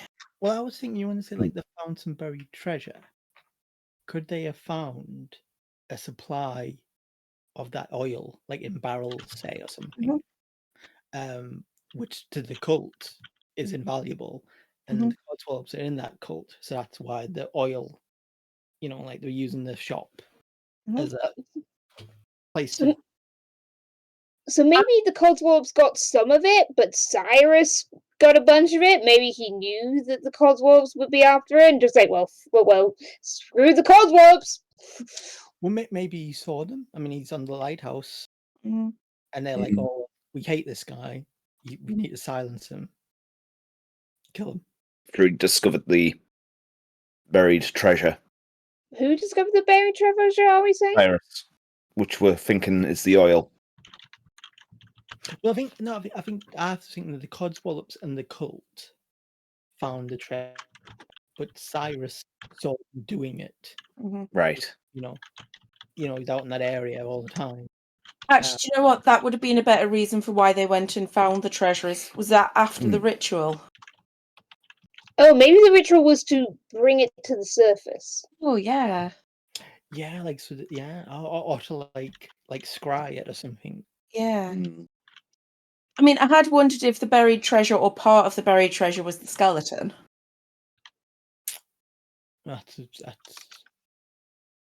certainly a possibility as well. We've not mentioned the docked pay. I mean, it doesn't have to be related. We can just say, yeah, maybe he just wasn't satisfied with Stephen's work and just docked his pay for legitimate reasons, or he was an arsehole and just docked his pay for spiteful reasons. They've all said that they really dislike people from outside the village, so like that could be as straightforward as there could be no ulterior motive. Yeah. Or no suspicious relation thing meaning to this. The rope with the blood. Yeah, that's a weird one. Well, I'm thinking that was somehow involved in the murder. And basically, murder weapon. Yeah, well, or something along those lines, yeah. But I did because it's from the Dark Reaver that the cult wanted to use a cult weapon to do it. So they got like something from the Dark Reaver, and I don't know if like tied around his neck and then threw him off or whatever, or you know. Is it possible? I don't know about what. Just like it's like the blood though. Part of me is like the blood though, and just like, is it possible for someone to bite rope in their mouth? That's in their mouth or whatever, hard enough to that their teeth crack. Does that work? Well, certainly with rope, right? Like you could beat someone to death with rope, Okay. especially from a ship. Like it'd be like I know it feels all soft and whatever, like you can bend it, but if you hit someone with it, you can Yeah, really that's heavy. yeah. You've got to be careful, like ropes hitting you on the ship because it can, like, mess The you up. belay is that? Oh, I don't know, but I just I know that. vaguely remember this certain thing just going swing, just like what? Yeah, but it's definitely like you could use it as a weapon. Like if you tied it. I was going to say it's more or less just what a whip is, isn't it? Yeah. I don't know what made from it. But But it could be that they didn't necessarily use it as a weapon, but used it to try him up when they pushed him off and then untied him afterwards. We've not seen the body or asked to see it in this case, so presumably he was in a bloody state. Maybe, I mean, like you said, whip. So maybe they used it for ritual torture purposes or something before killing him. Yeah. Yes. possible. Yeah. So I think we've covered everything. There's the overdue bills in the date shop and stuff with Cyrus being arrested and arguing with Tug. Well, I think with the bills, like the Codswallop people need money, so they're like, right, They are not good at running a business. we need to do the ritual that we did, Mhm. find the treasure, which will Yeah. give it, and that's like it provided an impetus to do it. Wait, so is the treasure something cult valuable or material value or Well, it could be both. both? It could Okay. be, it could have like applications that I mean, like for example, say like if you drink it, do you turn super powered or Or into a big slime monster. yeah.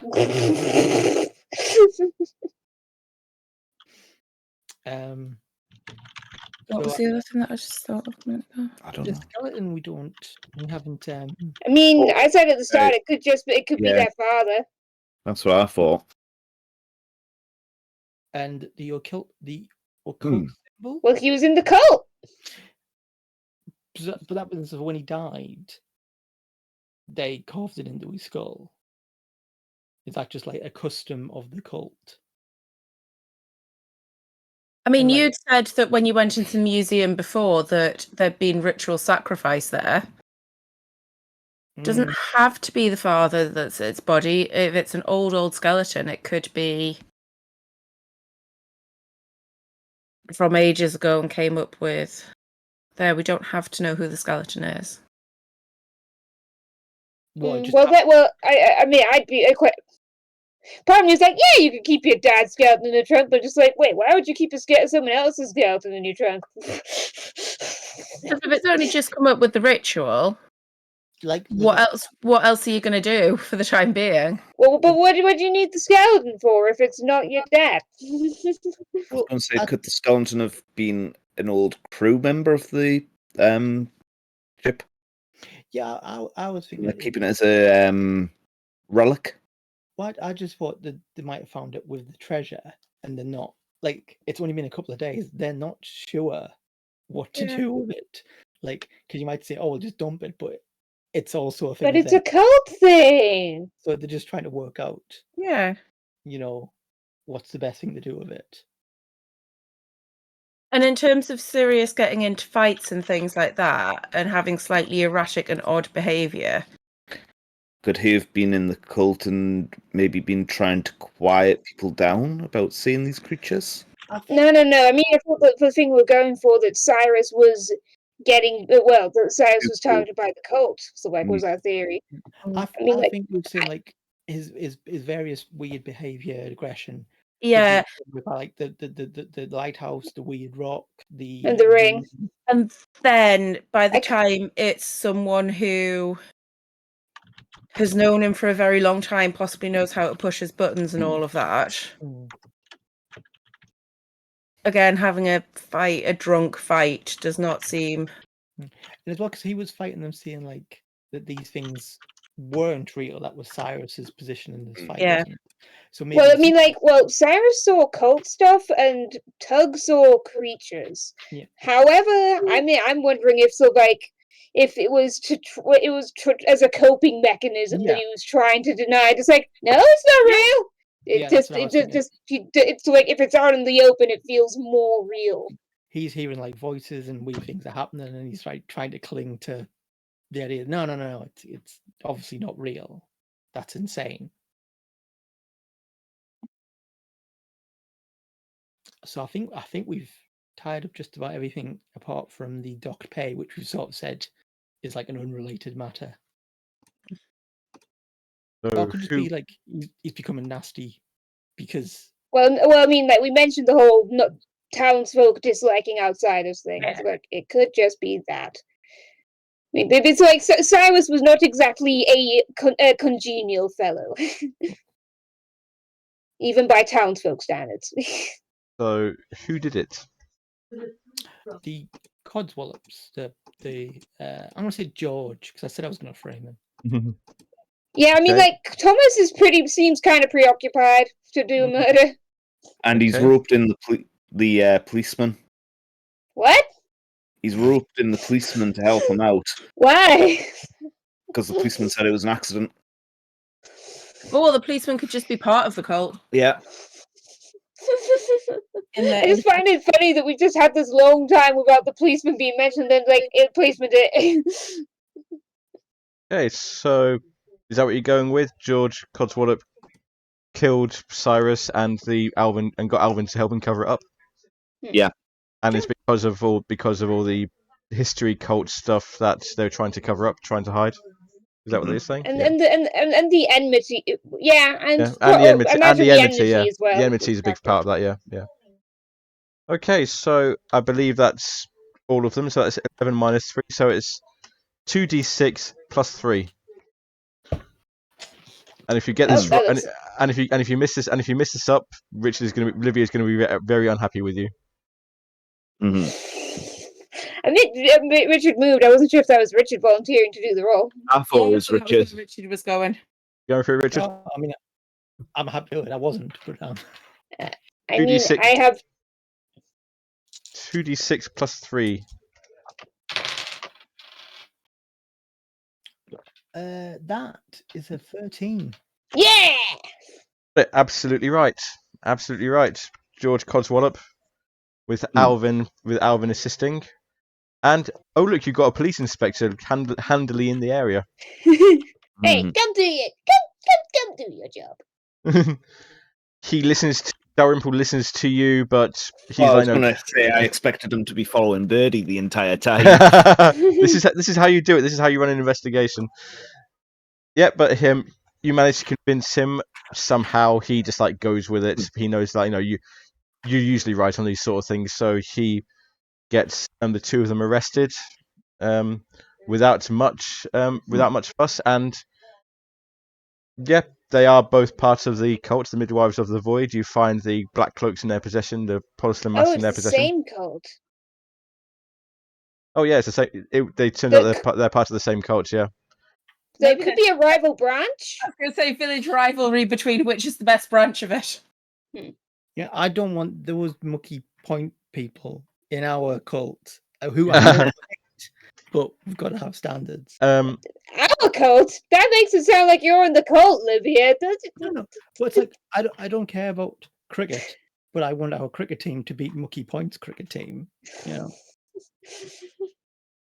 And yeah, Thomas just like watches all the townspeople just like watch as George and Alvin are taken off, leering at you like with their squinty eyes again. George just continues looking out to sea.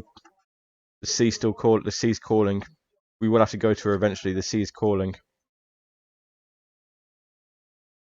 Some days later, when all this has died down, You're again back in your room above the tea Hmm. rooms, and it's quite late.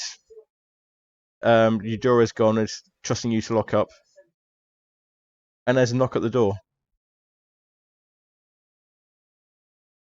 Hello? Who's going to answer it? Can I say I'll go to answer it because I want to try and rope in one of my things here. I'm going to say I'm going to answer it because my father was killed by an assassin at the door. And so I always like to be prepared for such an eventuality. And she will go to open the door. Open the door, and whatever you're expecting, whatever mysterious assassin you're expecting, what you see is not what you're expecting. Standing at the door is Albert Kraus. I was wondering if it was Genevieve. Who's Albert Kraus again? Check your notes. I really did want to try and take Genevieve back to our town. Oh, right back from the first. Was that the dead guy? Was that the first murder victim? I think yeah, I have Albert Kraus and I've got Alison, Sarah, Emily, and David beneath him. Which to me, Yeah. Yeah, he was dead. I just said. One of my notes says time discrepancy of Albert's death. He's standing at the door. Ow. Albert, you look well, considering. And that's where we're going to end it for tonight. Dun dun dun. Poke to check if he's a zombie. Cult zombie.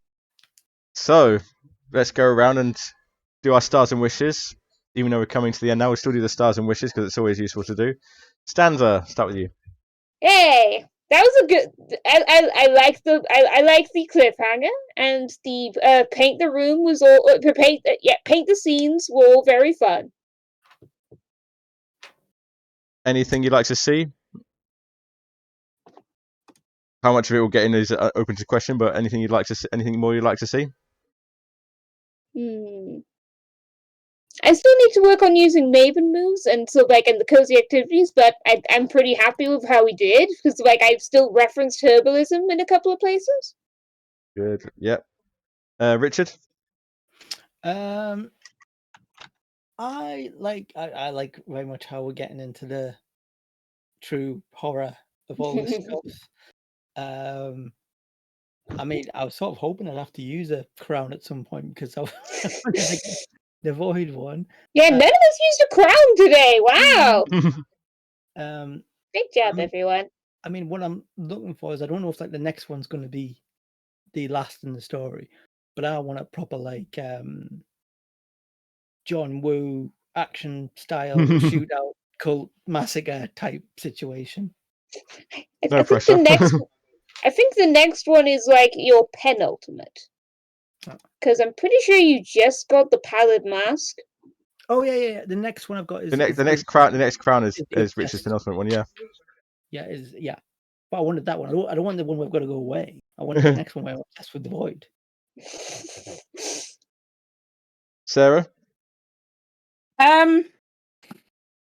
I found that one harder, just generally. I was glad we could link in supernatural stuff with it, which I quite enjoyed. It was a good challenge, not having people who were particularly, yeah. You seem to do fine to me. Keep. I just know for a while when it was just us two, you were talking, I was typing. I liked that we split the party. I'm enjoying that about this, that we all go off and do our own things. And yeah, I'm just really interested to see how this is going to go and come into a final. Like, that cliffhanger is brilliant. Really brilliant. You look well. Understatement much. And Robin. I like dragging around Dalrymple and how to do his job. Oh, brilliant.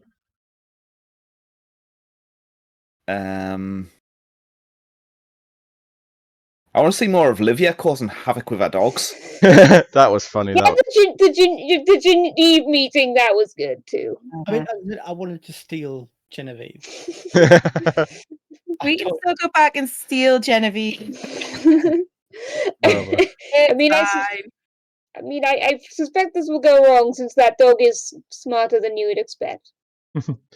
I think my outstanding favourite moments was just like the look of disbelief on all your faces when we'd established that Genevieve is the mayor and the dog was Genevieve, and it's just like the disbelief on everybody's faces. It's like trying to put two and two together on that one. I enjoyed that. Wishes. I think it's again for myself. We didn't do a lot of stuff. We got a gold crown move in. We didn't really do any night moves. We didn't do any cozy moves. But I think we got a good story. We got a good story out of it anyway. But I think it's something I'd like to try and get more into next time. And my main wish for myself is I've got to write the next one myself. Ooh, we're getting into the danger zone. So Oh. just to Cult murder, cult drowning, cult bull, just cult another thing to bring up as well. Livia, when you said I want to go to the bait shop, you were and I said, like, what do you see that's from the other side? You were the only one who could have seen that because you're the only one who had the pallid mask ticked. Remember I asked you at the start, what have you got ticked off? By the same token, you're also the only one who could have interacted with Genevieve in that way because she only responds to people who have got the chariot ticked off. Oh. So I was very glad when you said I'll go to the bait shop. I was like, yes, I can get this stuff going. Oh, right. So it would have just been a normal waggy It dog just been else. a normal waggy dog, and go to the bait shop, just something vaguely creepy. But it's only Livia who could have actually got more detail out of that. Amazing. Yeah. I think that's about it. And also this thing, a lot of this is like Shadow over Innsmouth vibes as well. Like this more like. I mean, that's what I assumed with the squinty eyes, and just sort of like, okay. Yeah. That came up because when we did the last one, the auction, I asked you what Lily Codswallop's physical characteristic was. Oh. And then, I spread that because that's the question that you're supposed to ask in this one. But because I'd already asked you it before, I was able to use that and expand on that. I mean, they need to diversify the gene pool. I feel if they've all got the same problem. Yep. In which case, I believe that it only remains for me to say thank you all very much in the chat for watching. If you haven't done so already, please do drop us a follow. It's a great way to see when we go live. Completely free way to support the channel. We have a YouTube channel, be able to watch the replay of this and all the episodes in the series up to now. Be able to watch all our other shows, other programs that we put up there, like Massively Alex Hotep, Rhyme of the Frost Maiden, Horror in the Orient Express, all that good stuff. We also have a podcast network. You can find us on Apple, Spotify, wherever you get your podcast. Where some of our campaigns are going up in audio form. We have a Discord server where I think today we've just been lamenting the heat mainly. I think that's the current thing at the moment. Yeah. Other than that, keep an eye on our website, finalbossfight.co.uk, to see when we next go live with our next with the next show. And with that, also say thank you to Julian Arbour for writing and performing the opening song that he very kindly let us use. With that, let's bring up the credit screen, and it is a very, very reduced credit screen today because the person who mainly runs the streams is away from us. So it's so tomorrow on tomorrow evening, Ben is quest giver Ben is running Sky Children of the Light, or possibly something else, but that's what he's got down here. Next Tuesday, John is back, hopefully back in this country, and will be running some Marvel Midnight Suns. Other than that, do keep an eye on our website to see if there's and on our Twitters to see if any other streams happen between now and then. But in the meantime, thank you all very much for watching, and let's see who's available for the raidings. Who is available for the raidings? Is anybody available for the raidings? We're going to go to... Let's go to Zombie Workshop. We like supporting him. He's a good chap to support. He's doing some... Looks like he's doing some art this time. Or is that Lego? It says Lego. It looks like Lego. Let's go and say hello to him. So, with that, see you guys next time. Bye. Bye. Spook 'em, spook 'em. Right now. Raiders.